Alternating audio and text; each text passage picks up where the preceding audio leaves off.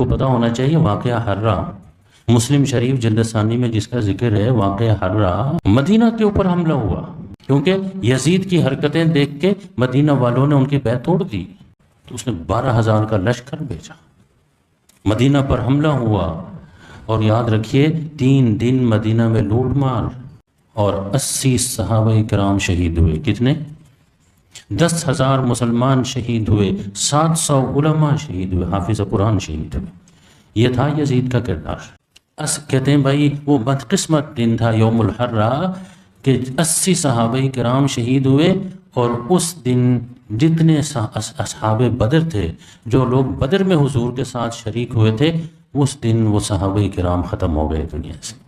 اصحاب بدر بھی انہی 80 صحابہ کرام میں شامل تھے۔ لوٹ مار پورے مدینے کو لوٹا گیا۔